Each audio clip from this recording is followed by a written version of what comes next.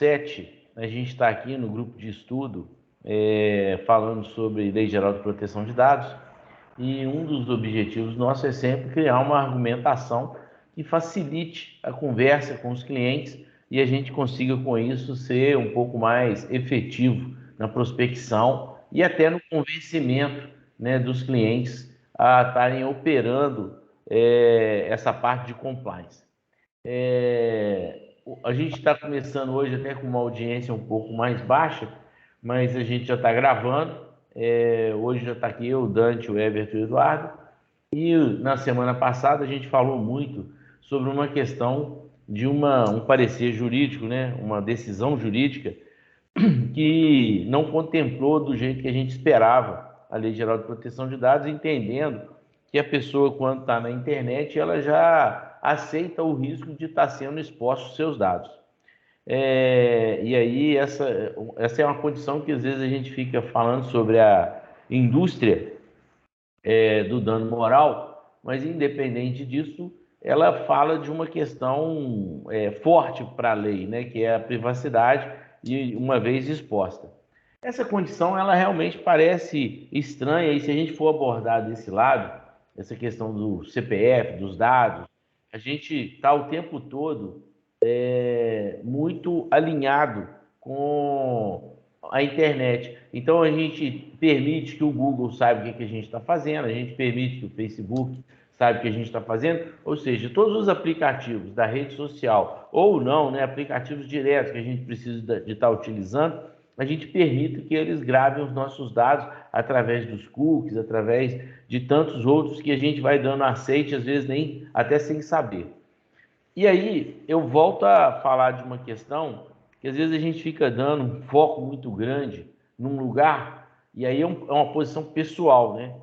Não é uma posição que eu acho que todo mundo converge para ela. Mas quando a gente fala que a gente tem que imaginar a lei um pouco antes da lei, ou seja, quando a gente fala do ransomware, a gente está falando de uma multa que a empresa vai acabar pagando porque ela negligenciou o processo de segurança.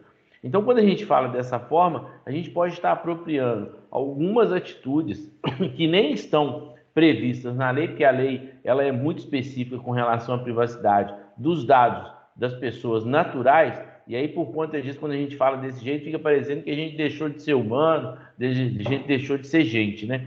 Que a gente virou pessoas naturais. E as pessoas que estão ouvindo isso, às vezes nem todas estão preparadas para escutar isso e trabalhar. Então, quando a gente fala do ranço, já é um negócio que todo mundo está convivendo com ele em algum lugar. E aí, se você imaginar que ele é uma multa, não precisou nem da agência estar se propondo a fazer essa condição de estar aplicando a lei, porque a lei veio aplicada por um criminoso digital. Por conta de que o criminoso digital chegou e encontrou a porta aberta? Porque a gente não treinou os usuários, porque a gente não credenciou da forma correta, como diz o Morelli, que tem aí esse aplicativo de credencial, ou a gente, né, que está na TI, que costuma dizer aí a questão da servidor de domínio, né, que identifica como credenciar os usuários e aí dá o direito a ele de ter um login e uma senha, e que a senha seja complexa, que a senha, além de ser complexa, ela também precisa de ser trocada de tempos em tempos. Então, são protocolos que podem ajustar aquele usuário a uma condição que a segurança da informação seja um pouco mais do que só a preocupação com a privacidade. E aí a empresa se torna um pouco mais robusta e mitiga um punhado de problemas, que é retrabalho, prejuízos, porque ficou todo mundo parado. Isso não faz parte da lei, mas faz parte daquele propósito que a gente está querendo implementar. Então, estou abrindo aí a conversa, a gente já está com a gravação funcionando e está de pronto aí. Se alguém quiser falar, então continuo. Porque essa condição. Alguém quer abrir aí o microfone? Porque ninguém pediu aqui. Essa condição da segurança é um lugar que eu sempre milito, né? Que eu falo de como que a gente pode ter uma credencial firme e forte. Esse microfone que abriu, ele parece que tem algum som, né, soprando aí. Então, nessa condição de credencial, eu acho que ela é o primeiro. Mas eu estou usando um aplicativo para monitorar a Lei Geral de Proteção de Dados, e eu que imaginava que a gente, antes de implementar, a gente tinha que conhecer os processos. Penso que agora, antes da gente iniciar qualquer implementação, a gente tem que vender. E como é que a gente vai fazer para implementar se a gente não vendeu? E aí, se a gente começar a contar como é que implementa, provavelmente o nosso cliente não vai contratar, porque essa linguagem é muito técnica, é muito específica e ela ainda dá um desespero, porque ela acha que ela é infindável, né? Porque ela não tem capacidade nenhuma. Dante? O Pedrinho, bom dia a todos. Quanto a falar com o cliente sobre os procedimentos, o que vai ser feito, os entregáveis, o que eu tenho visto na prática hoje, o Pedrinho, é que o cliente ele até tentou fazer, tá? Mas ele não tem um nível de entendimento, não só do processo da LGPD, lei, procedimentos, quanto a uma organização interna e tempo para executar isso, né? Embora a gente vá envolver um comitê interno, esse comitê interno vai ter que ter tempo para dedicar. Então, eu mudei até a minha forma de cobrança, entendeu? Eu cobro por mês e estabeleço um prazo. Ó, vou fazer essa adequação em um ano. Se por um acaso o seu pessoal não puder gerar as informações que a gente precisa, tomar as ações, fazer o dever de casa e levar mais de um ano, você continua pagando aquela mensalidade, o mesmo valor do mês que você pagou. Ou seja, depende de você, cliente, executar todas aquelas tarefas de conformidade. Porque não adianta, você chega para conversar com o comitê. Ah, o Beltrano do administrativo não tem tempo. O Ciclano da contabilidade não vai poder. Só no ano de 2027 que ele vai poder conversar. Vou cobrar até o ano de 2027 para conversar com o cara da contabilidade. Entendeu? Não tem como fazer diferente. Porque senão o processo não anda. Entendeu? Por isso que tem que envolver a alta gestão, os donos, os diretores, o CEO, seja lá o que essa pomba dessa empresa tiver, mas tem que envolver. Ô Dante, mas aí você colocou de uma questão do seguinte: você já vendeu e você já iniciou a implementação. E aí você tratou essa condição na parte dos honorários, né? Que você mudou a forma dos honorários para que Isso. você não tivesse um protocolo. E aí, se a gente imaginar, até você vender, o que precisou de acontecer? Porque talvez seja esse lugar que a gente precisa de estar debatendo mais. Porque falar da implementação, se a gente for colocar da implementação, a gente vai ter que analisar o software, vai ter que analisar os processos que vão estar sendo, às vezes até discutir essa forma de dos honorários. Mas quando a gente está falando de como que a gente chegou nessa primeira fase, que é falar o seguinte, vamos implementar, a gente tem que ter feito bem o dever de casa na venda. À Porque venda. Eu essa vou te dar o sessão. exemplo da minha venda. Esta empresa que eu abordei é uma clínica veterinária. Ela está passando para hospital veterinário, tá? O nível de complexidade de TI é baixíssimo.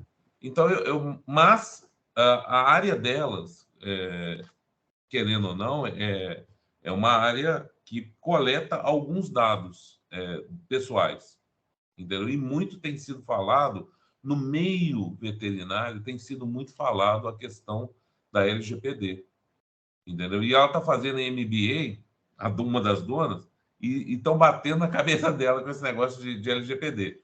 Só que ela não tem condição, não tem tempo, então a gente fez uma proposta para ela de adequação baseado em ocupar ela muito pouco, né, que é a dona, e ocupar mais os funcionários dela, que hoje captam ali, fazem a coleta das informações em diversos pontos e tudo mais. E eu fiz uma proposta baseada neste tempo. Pois é, Dante. você argumentou com ela porque ela já veio comprada de um outro lugar. Isso talvez seja uma questão importante de como que a gente vai influenciar. Porque essa fase inicial, que na realidade é pré-inicial, porque como é que a gente faz para que a pessoa entenda que ela precisa de fazer?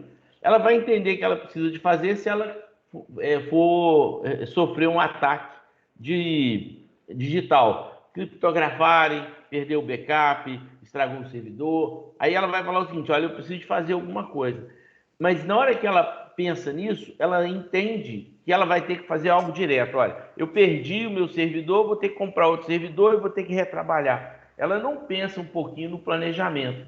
Então, como é que a gente vai convencer as pessoas nessa parte de vendas? Que a gente tem que convencer da contratação do planejamento. Porque às vezes você pode até falar assim: olha, eu posso planejar, mas eu tenho que executar isso agora. Em paralelo, eu já tenho que ter alguma coisa para fazer. Tá tudo certo, mas você tem que olhar e falar o seguinte: olha, como que isso não vai acontecer de novo? Então tem que, em paralelo, ter essa discussão. E até como que influencia as outras pessoas. Porque aí também, quando você vira e fala assim: o dono entendeu que a gente vai ter que fazer isso porque tem que voltar a trabalhar, e na cabeça dele ele não consegue pensar em outra coisa.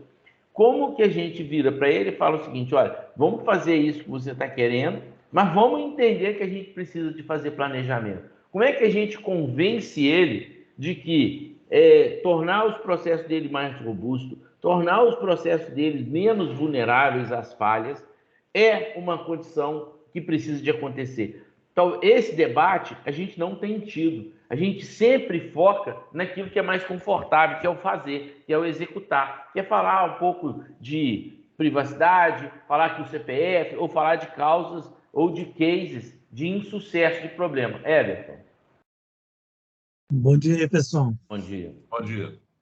Então, nesse ponto, ô Pedro, eu entendo assim que o processo de segurança, ele tá mais levado para o lado do treinamento e a maturidade de segurança da equipe como um todo, né? Até mesmo porque, assim, num caso de um problema, de um ataque de ransomware ou qualquer outro tipo de ataque dentro da companhia, as pessoas vão levar, né, o conhecimento para o grupo como um todo, né? As pessoas que estão treinadas, que estão sabendo quais são os riscos, quais são as principais propostas de danos que os hackers estão cometendo no mercado, elas vão levar para a autogestão, né? E aí vem a gente como em paralelo, né, que vem chegar lá como consultores, levar um pouco da parte de segurança e levar um outro pouco da parte de legislação, e aí juntar esses dois universos e chegar e falar: ó, a gente precisa de uma implementação mais efetiva da parte de segurança para garantir tal ponto na legislação. Então, assim, fazer um concatenado entre segurança e LGPD. E aí, quando você levar essa consultoria de forma mais coesa, acredito que vai haver uma evolução no processo de contratação aí com qualquer empresa. Eu acho que se você conseguir juntar as duas informações e explicar os porquês, eu acredito que isso ajuda bastante nesse processo de venda dos projetos e consultorias, né? Ô Everton, essa parte eu acho que a gente sempre acaba voltando para a parte técnica, que é onde a gente se sente mais confortável de falar. E o nosso cliente não se sente confortável nesse lugar, porque isso é muito técnico.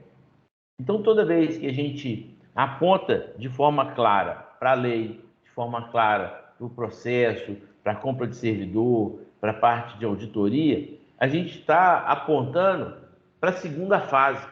Então, o que a gente precisa de começar a entender, e eu não sei, eu acho que a gente já deve estar na nossa reunião número 30 ou 40, então a gente já tem muita discussão nisso, e se você olhar em todos os vídeos que a gente fez, todas as lives que a gente sempre esteve discutindo a questão técnica. Tanto que, se você olhar, a gente sempre volta ao debate, né? Igual está lá no WhatsApp. Porque o cara me pediu o CPF e aí eu resolvi não dar, e aí não contratei o serviço. fica parecendo que a gente sempre ou está falando tecnicamente o que tem que fazer, ou justificando porque tem alguém parecendo que está descumprindo a lei. Porque pedir o CPF não está errado, desde que tenha um propósito de fazer.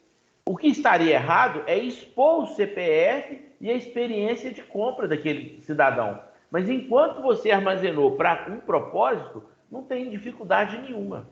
Não tem problema nenhum, tecnicamente falando, né? Arisa, o Dante estava na sua frente, tá, Arisa? Vou deixar ele falar primeiro, aí você entra. Dante.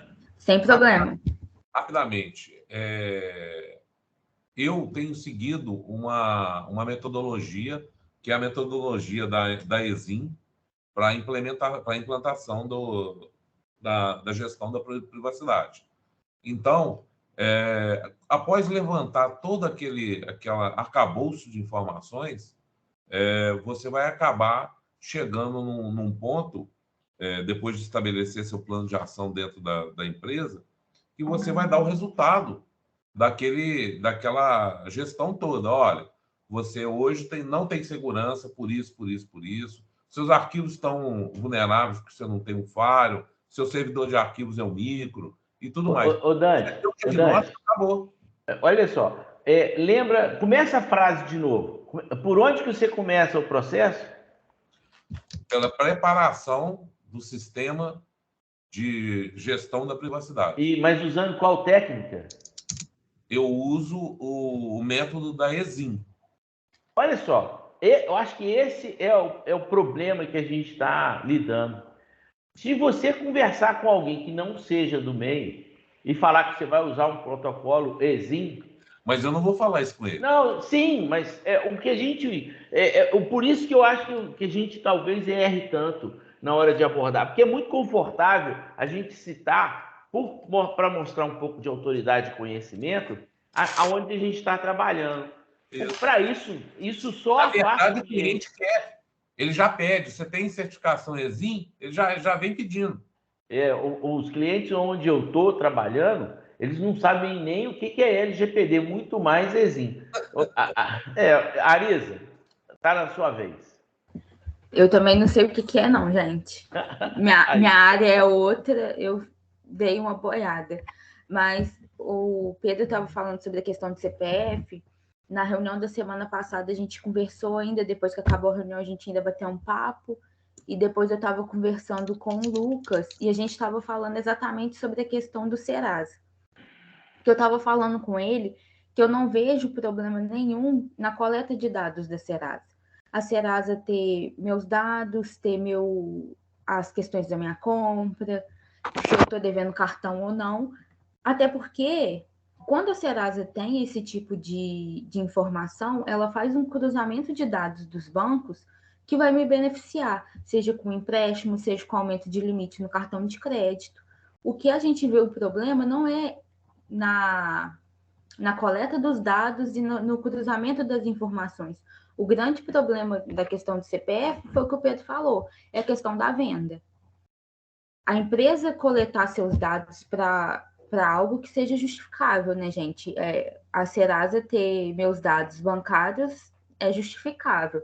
O meu médico perguntar qual bandeira do cartão de crédito que eu uso já está totalmente fora. Mas eu acho que é isso. Eu acho que em alguns casos a gente consegue justificar o uso, mas a venda nunca. Olha só, Arisa, essa questão da bandeira... hoje virou uma necessidade saber qual que é a bandeira, porque na hora que você vai fazer a conciliação, todos os aplicativos de conciliação, se você na hora que você digita o pagamento, você não fala qual que é a bandeira, conciliar ele de forma automática vai ser complicado. Não, com toda certeza. Mas assim, pode falar. Então, a gente precisa de entender, às vezes o cara não é transparente porque que ele está querendo coletar. Porque ele não tem informação nenhuma. Ele vai falar assim, qual que é a bandeira que você usa? É só para ele saber como que ele vai conciliar. Quando você compra no supermercado, antes de você colocar o cartão lá na maquininha, a pessoa te pergunta, porque ela tem que mostrar para o sistema dela que o cartão que está entrando, ele é da rede, ele é Cipag, ele é do banco, tal. E às vezes ele reconhece automaticamente, né?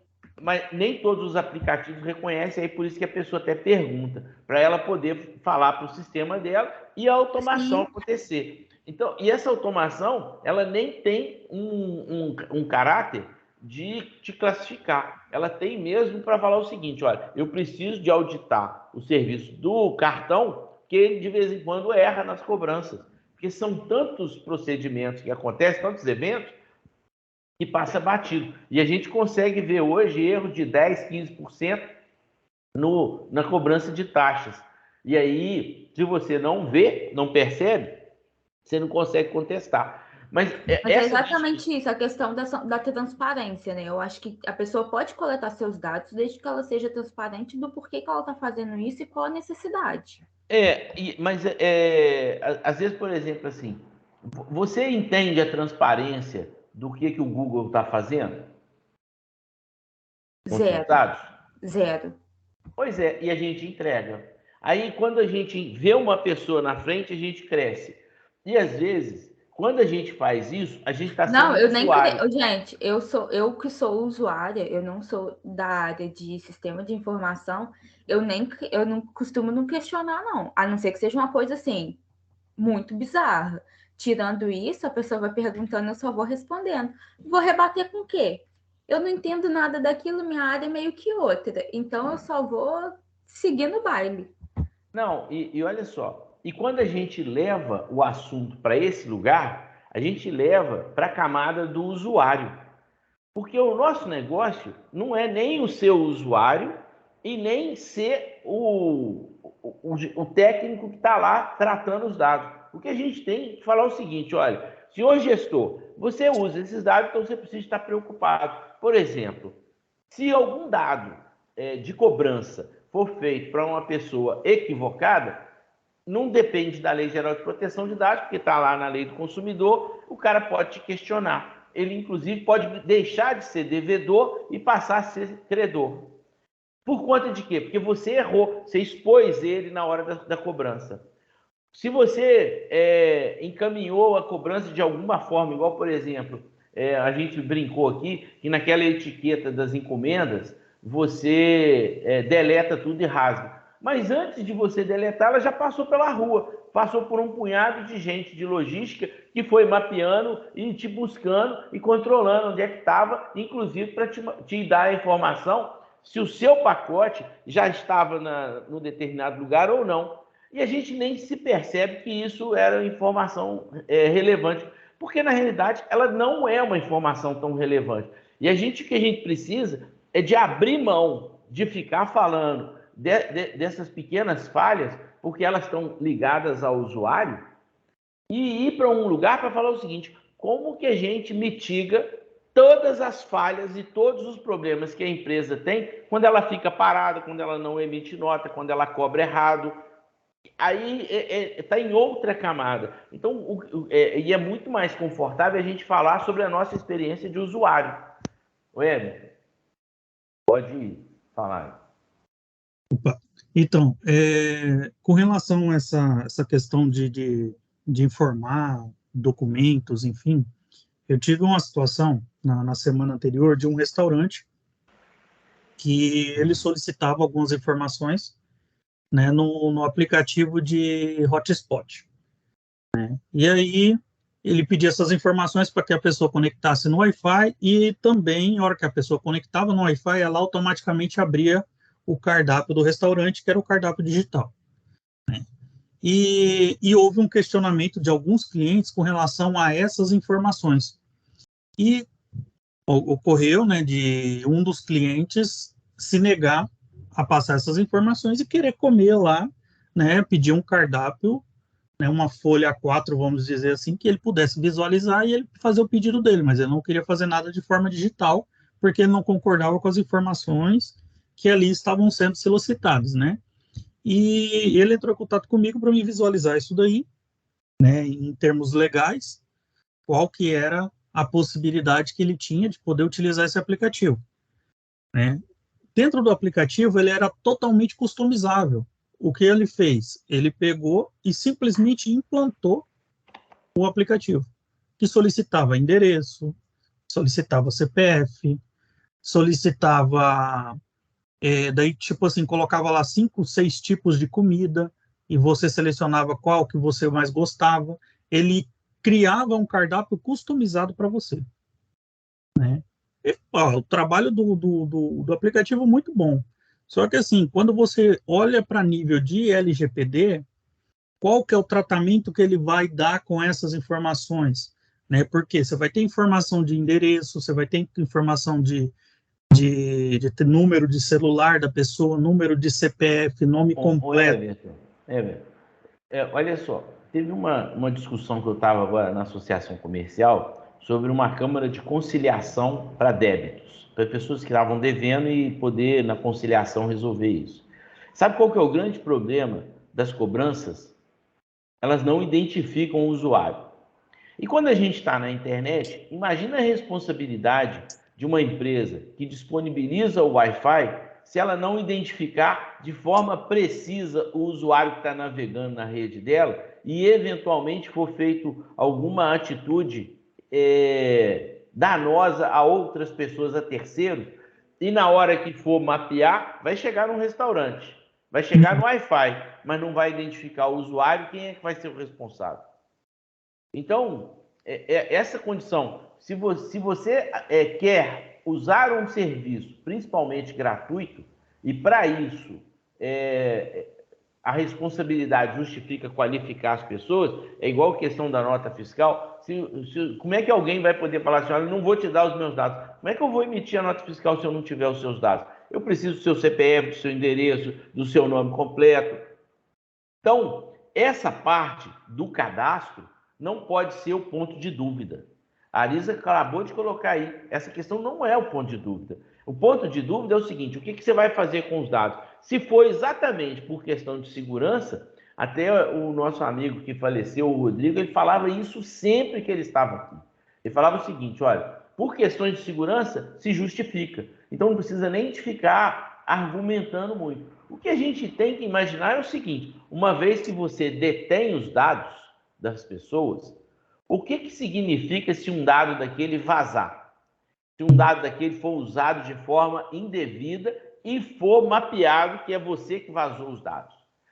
Nessa hora, a responsabilidade cresce, porque aí houve uma quebra do protocolo, né, de segurança e uma quebra com relação à privacidade que está previsto lá na lei. Mas até que isso aconteça, ter os dados não pode ser um nexo causal, como dizem os advogados, um nexo causal de um processo. Ter os dados simplesmente. Armazenar os dados simplesmente não pode significar isso. Você concorda com isso? Eu concordo. E foi assim, até um posicionamento que eu tive com relação a essa consultoria, que essa parte de pedir muita documentação, muitos detalhes, pode ser que não fosse algo que pode ser um campo, né, dentro do sistema, né, foi o que eu falei para eles, campos como endereço, a pessoa coloca se ela quiser, né, mas número de CPF, se ele quer para emissão de nota fiscal, é algo obrigatório.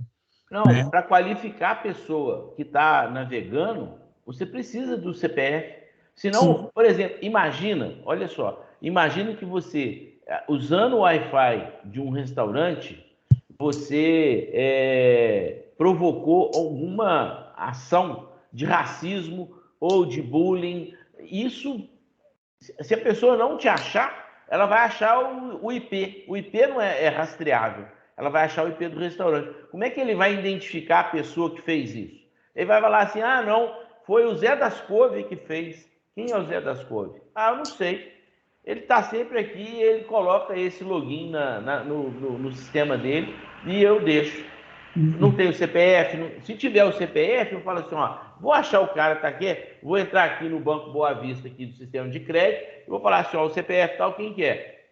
Aí o sistema que o Dante representa, ele vai definir, vai falar o seguinte, olha, o Zé das Couve, na realidade, ele chama Pedro Henriques, a empresa dele chama Indica, o endereço dele é Rua Santo Antônio, em Juiz de Fora.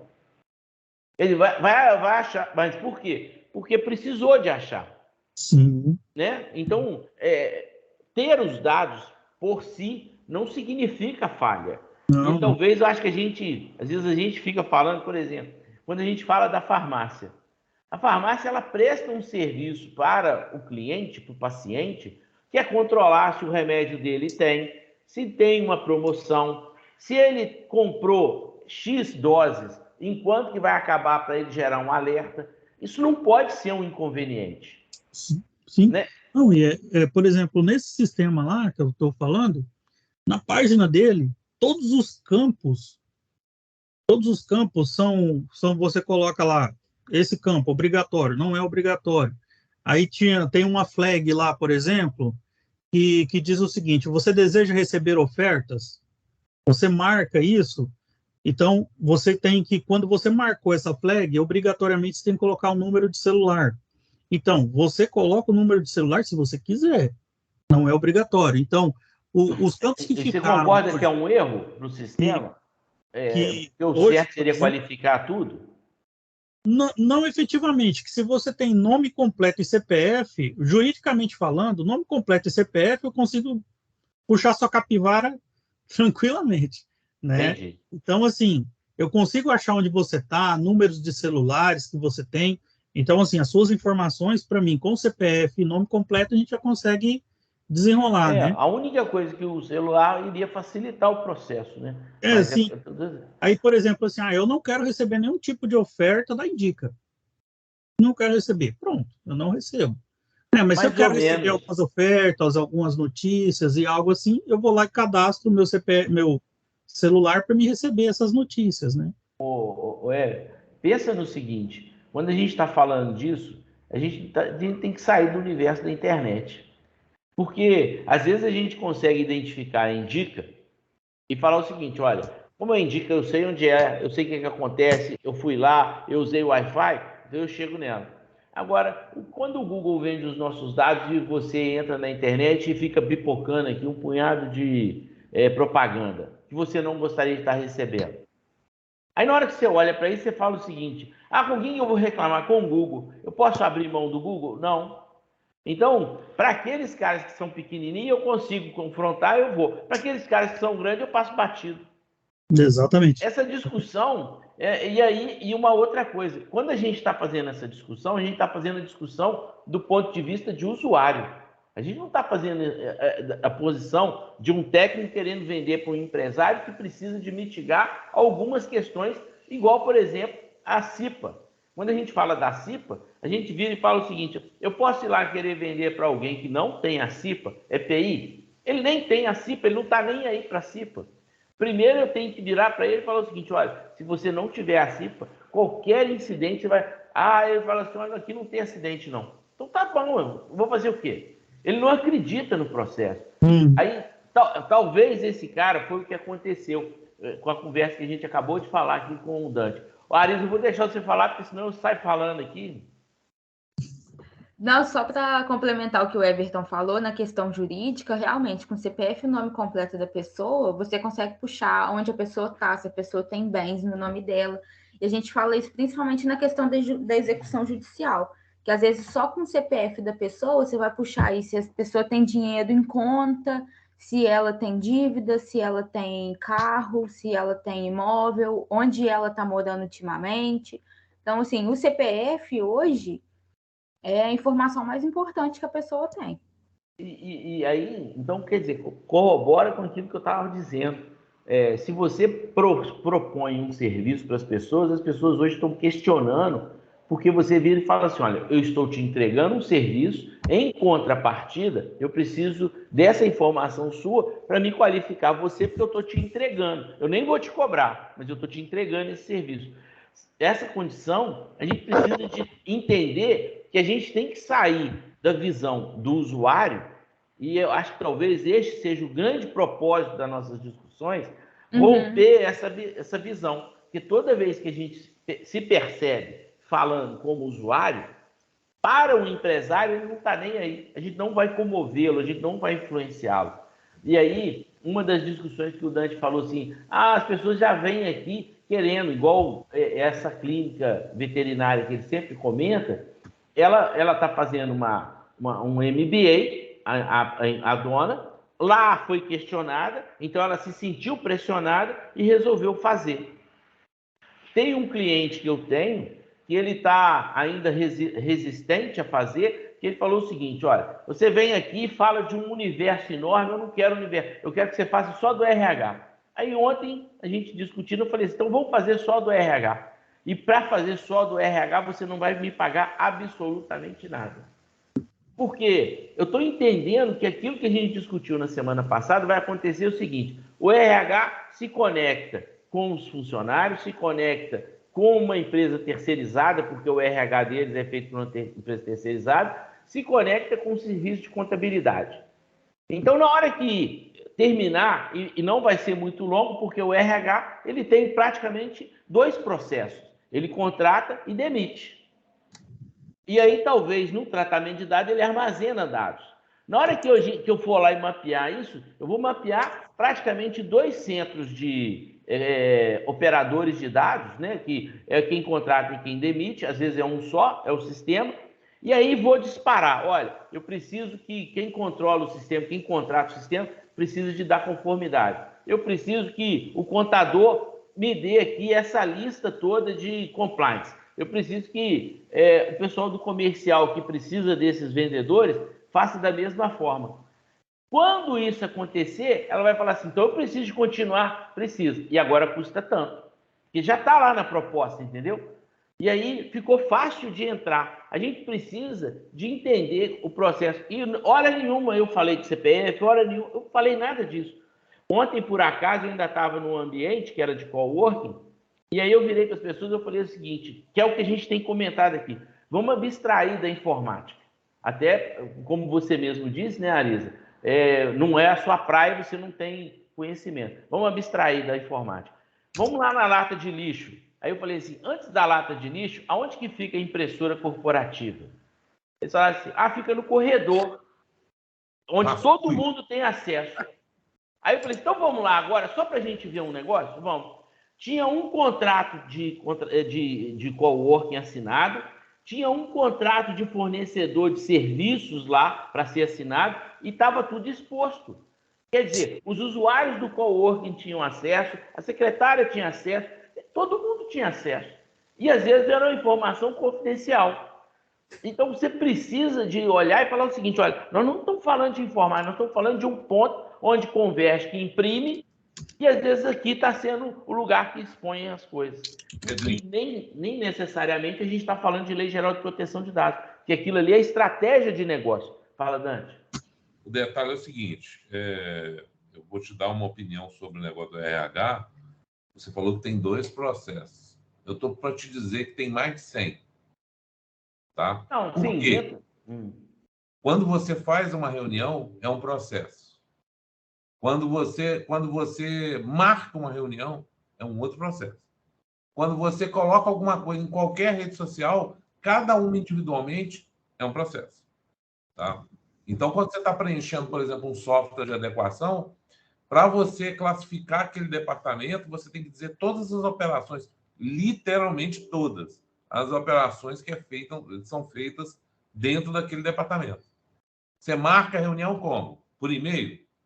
É por WhatsApp? É por SMS? Você tem que dizer por onde que é. Entendeu? Então, assim, são muitos processos. Um outro cliente falou que tinha 18 processos.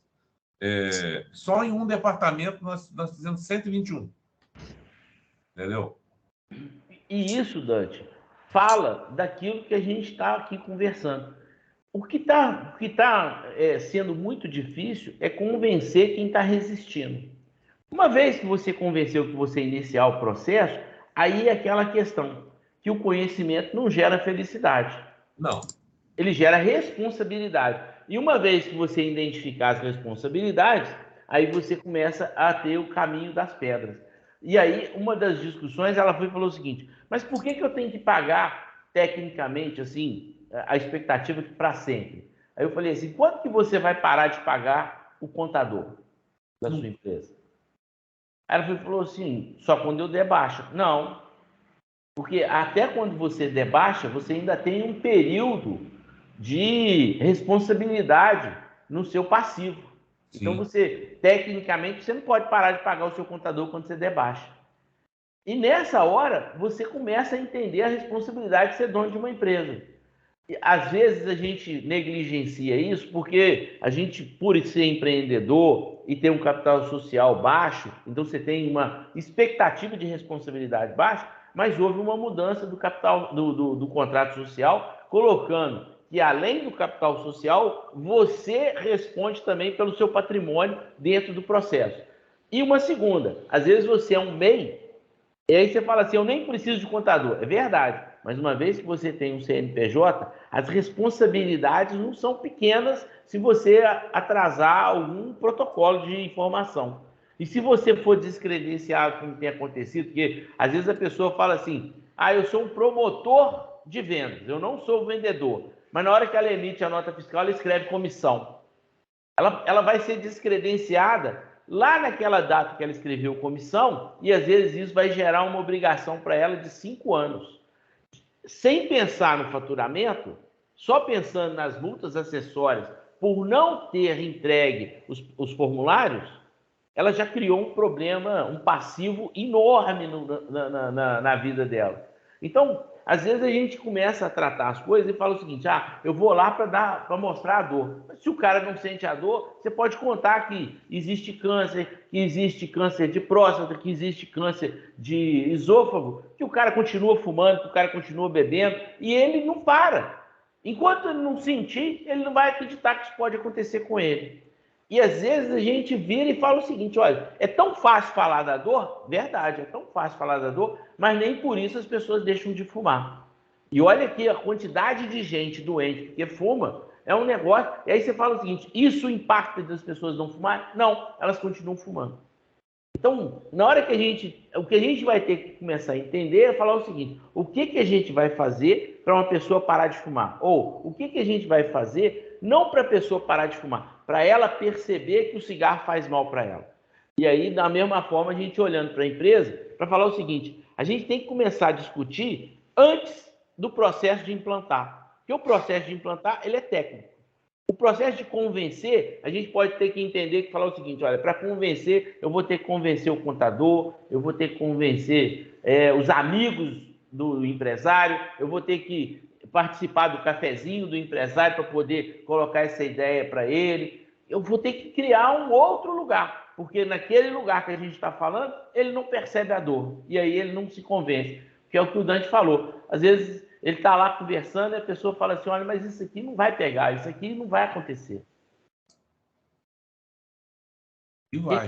Hein? E vai. Não, na realidade, Dante, às vezes vai, às vezes não vai. Quantas empresas hoje ainda usam software pirata e não foram questionadas, não foram punidas, nem foram hackeadas?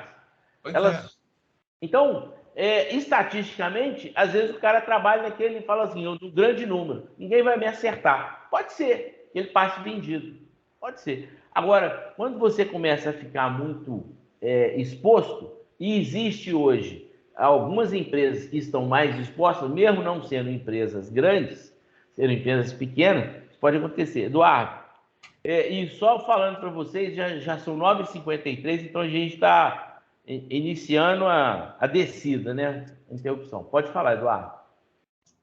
Bom dia. Bom dia. Só para dar um depoimento do que a gente tem feito aqui nesse processo, dessas condições de como convencer ou não convencer, né? Quer dizer, ingenuamente, no início desse processo, a gente imaginava que a gente não precisaria vender o processo de adequação da LGPD. Por quê? Porque as grandes empresas, por exemplo, as grandes operadoras de plano de saúde, quando começassem a fazer o processo, e isso eles começaram quase que imediatamente quando a lei surgiu, eles iriam solicitar as adequações para as clínicas, para os hospitais, e aí eles viriam atrás das empresas que prestassem serviço para fazer. Boa. Isso não ocorreu.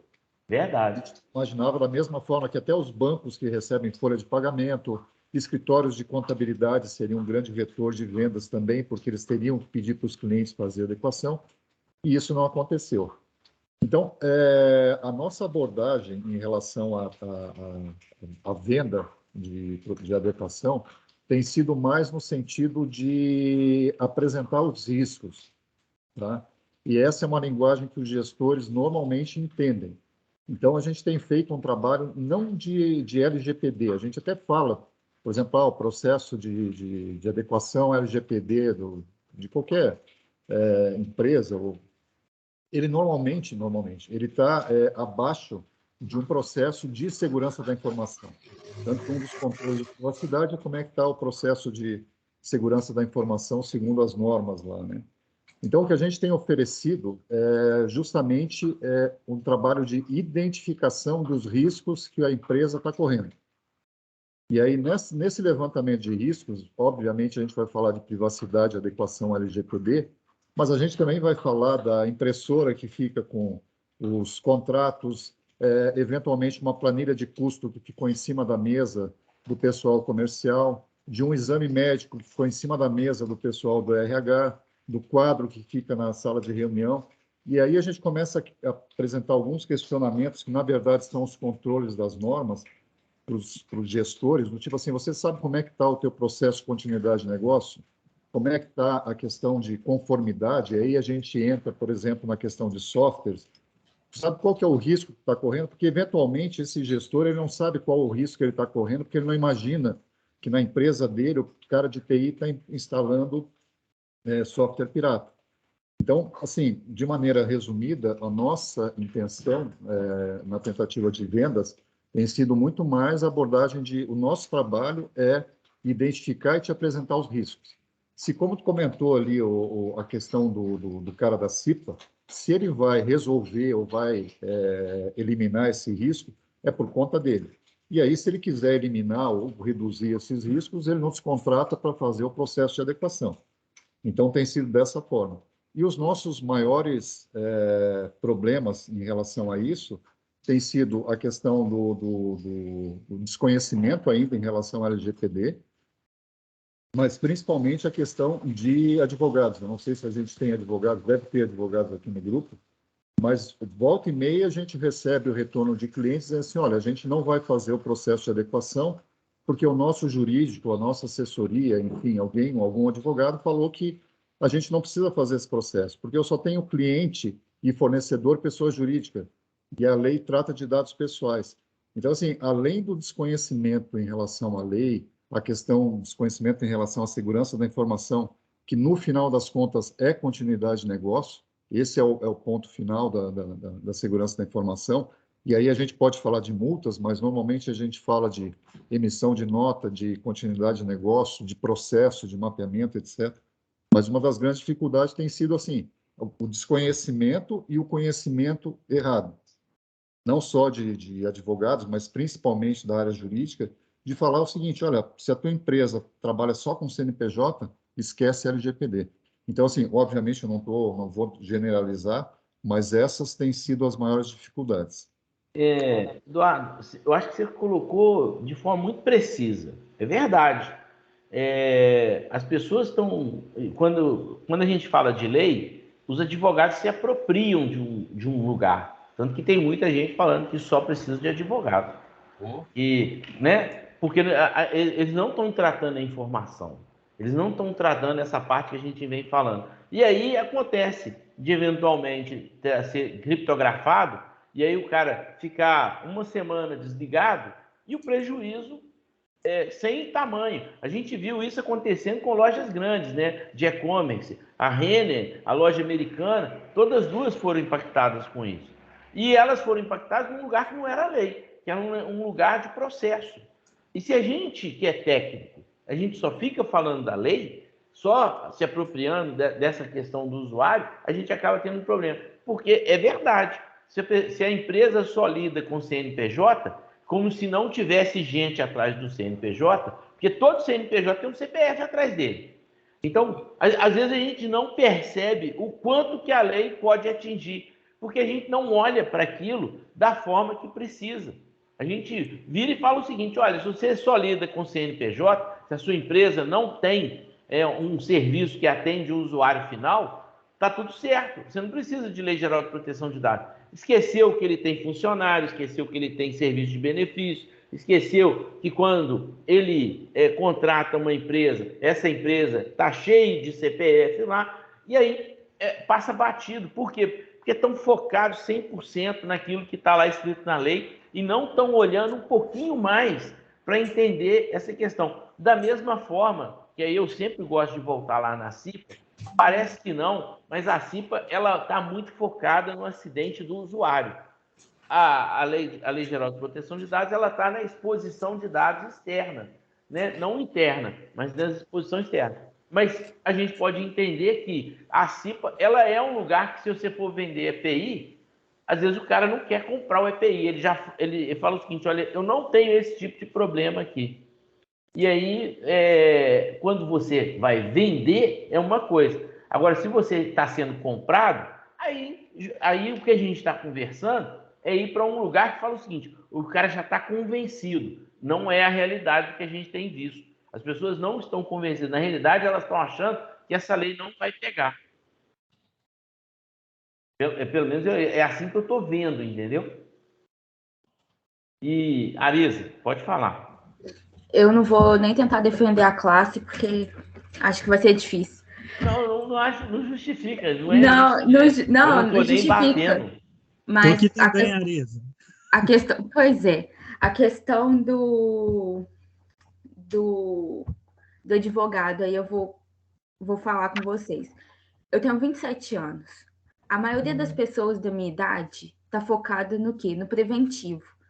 Eu não estou interessada que a empresa tenha um grande vazamento de dados, um monte de gente entre contra ela e eu vou ter um monte de processo e vou ficar rica. Não, eu estou interessada em fazer com que isso não aconteça, mostrando para a empresa o papel de cada profissional, mostrando para ela que eu não sou especialista em sistema da informação, então ela tem que ter um bom técnico, ela tem que ter um bom contador, porque por mais que eu entenda de tributário, eu não sou da área. Só que, infelizmente, os advogados mais antigos são os advogados do contencioso. São aquelas pessoas que pagam para ver. Olha, não faz não, porque se der problema, a gente entra na justiça e a gente dá um jeito. Se nunca acontecer nada, você nunca vai ter um problema, a gente nunca vai entrar na justiça. É esse pensamento que eles têm, de que na hora que der um problema, a gente vê o que faz. Por isso que as empresas às vezes se recusam a usar LGPD, porque o advogado dele é um cara mais antigo, que resolvia tudo na justiça, e fala isso com ele. E aí, por isso que eu falei, não tem nem como defender, porque eu sou totalmente contra esse tipo de pensamento. O judiciário hoje está abarrotado. Você tem aí uma instituição que é o juizado de pequenas causas, que veio para acelerar as coisas, e o processo lá demora entre 2 e 3 anos, porque todo mundo começou a entrar lá, já que a justiça civil não anda, porque todo mundo quer resolver as coisas na justiça. Às vezes o cliente te procura: eu tô com um problema na Oi, vamos entrar na justiça. O advogado nem orienta ele a ir, por exemplo, no PROCON primeiro. Eu falo: olha, você vai ligar na Oi, vai anotar um protocolo. Não resolveu? Vai no PROCON. Não resolveu, a gente entra. Até porque para você tentar resolver de outras formas, porque às vezes a pessoa está entrando por causa de uma conta de R$100. É um problema? R$100 às vezes para aquela pessoa é muito dinheiro. O problema é a gente ficar abarrotando o judiciário e ficar com esse pensamento de que tudo se resolve na justiça. Verdade. Gostaria de dizer o seguinte: já são 10 horas. E eu vou falar um negócio. Eu fiquei feliz hoje com a nossa conversa, porque cada vez que eu consigo colocar, e eu acho que essa condição da gente ir identificando onde é que a gente precisa de mais trabalhar, porque é claro, se o cliente está comprando, aí é uma questão da gente concorrer com quem vai oferecer o serviço. Mas se a gente está no lugar que mais a gente precisa de estar, que é oferecendo, a gente vai precisar de aprender um pouco mais. E, é claro, sair um pouco da zona de conforto, de onde a gente já sabe, e aprender um pouco do marketing de vendas, né? Mas, de qualquer forma, já são 10h04. Vou estar o Everton Eduardo, pode colocar aí antes de eu estar cancelando a gravação. Pode se pronunciar aí. Só para concluir a fala da Arisa, né, sobre essa questão, rapidamente falando, sobre a questão de LGPD e direito digital e direito cibernético, né, eu sou membro da Comissão de Privacidade de Dados da OAB, né, foi uma comissão muito difícil da gente conseguir implantar lá dentro, porque existem várias comissões, são 32 comissões aqui dentro, e nessas 32 comissões falam de assuntos aleatórios, mas LGPD e direito digital era algo que não tinha. Então, assim, foi difícil eles entenderem e assimilar que esse assunto era necessário discussão, era necessário evoluir, né? Porque a instituição, ela está atrasada. A OAB, que ela deveria ser o órgão que direcionava todo o arcabouço jurídico dos advogados, nesse sentido, ela está atrasada. Então, acho que isso é o principal impacto dos advogados no serviço de LGPD. Everton, qual cidade que você é? Sou de Rondonópolis, no Mato Grosso. Ah, legal. Bom, senhores, só para um complemento em relação ao que a Arisa falou ali dos advogados, eu acho que grande parte também é culpa nossa desse universo de empresas ou pessoas que vendem os serviços de adequação. Por quê? Porque a gente vem desde o começo, a gente que eu digo assim, eu estou incluído, mas eu já deixei de usar isso, acho que lá no início desse processo. A gente vem desde o início falando de multa. Olha, tem uma multa de 50 milhões, isso aí pode dar problema, não sei o que, coisa e tal. Quando a gente sabe que essa multa não é aplicável. Não vai ser aplicável e a própria NPD já falou que ela é muito mais educativa do que punitiva. Então, a brecha para essa disputa de contencioso veio também de uma falha nossa, desse ecossistema que tenta vender, através da multa. Porque se falar para o gestor que o risco que ele corre não é financeiro necessariamente, pode até ser, mas vai ser baixo, mas é o risco da imagem da empresa dele, Isso. aí ele começa a entender qual que é o tamanho do risco. Mas, enfim, em resumo é isso. Obrigado. Senhores, eu tenho outros compromissos também e o objetivo é a gente estar conversando até as 10 horas.